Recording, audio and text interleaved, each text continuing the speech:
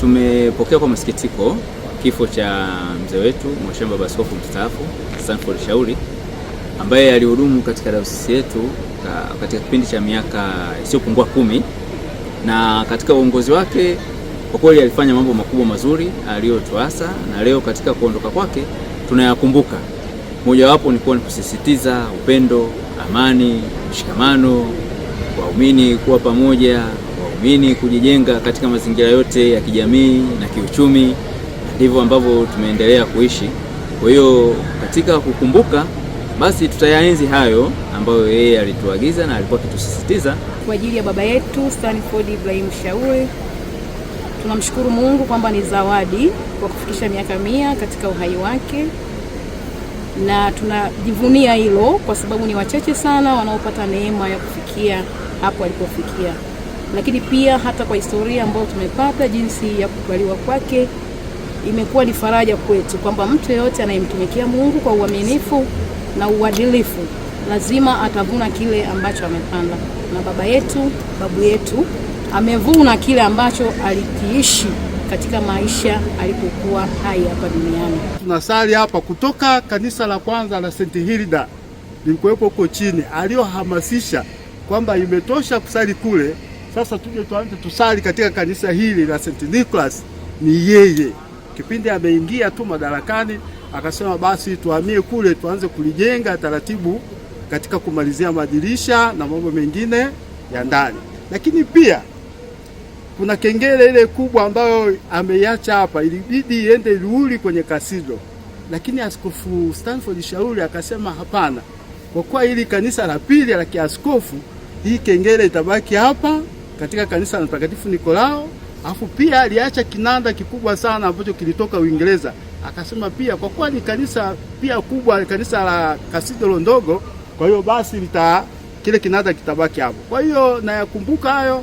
Alafu na kauli yake katika usemi wake lazima alisema eti Wakristo pata kipaimara mwaka 1996 katika kanisa la Mtakatifu Yohana Kwambe, na baba Shauri ndio aliyeniwekea mikono kwa ajili ya kipaimara.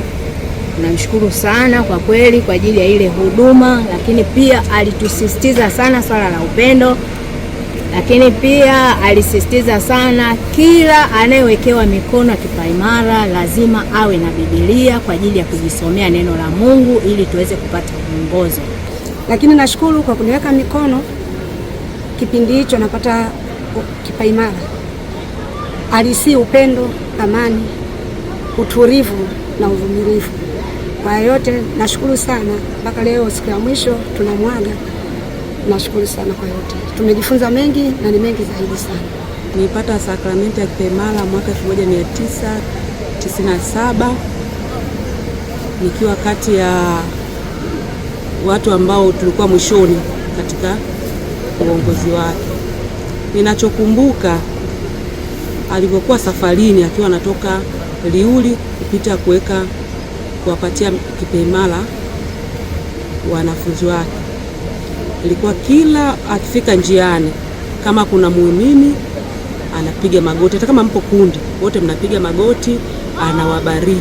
Niko farakana na rafiki, ni wapendao niko peke yangu, ni amri yako nami ningejibu, mapenzi yako yatimizwe.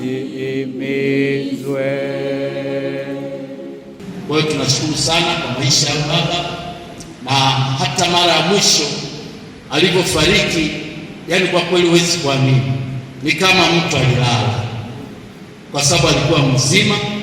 Na mimi kitu cha mwisho YouTube, kwenye TV kuna YouTube.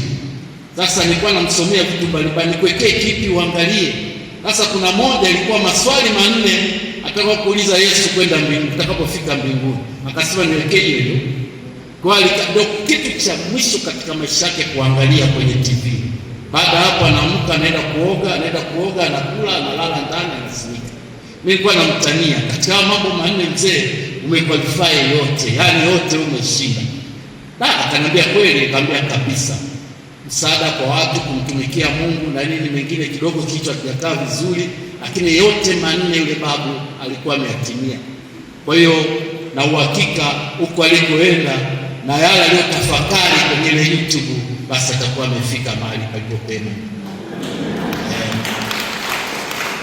Kwa sisi kama familia tunasema tuna celebrate, au kwa Kiswahili tunasherehekea maisha yake na hata mauti yake. Ndiyo tunaumia, lakini tunajitahidi tuwe na furaha, kwa sababu miaka 100 na maisha aliyoishi na namna ya kifo alichokufa. Sijui kama wengine tutakuwa na bahati hiyo. Mtu dakika 5 tu anaweka kichwa, basi safari. Lakini tunashukuru sana kwa yote, na nyinyi ndugu zetu muendelee kuzidi kutuombea ili kipindi hiki kigumu tuweze kupita salama. Asanteni.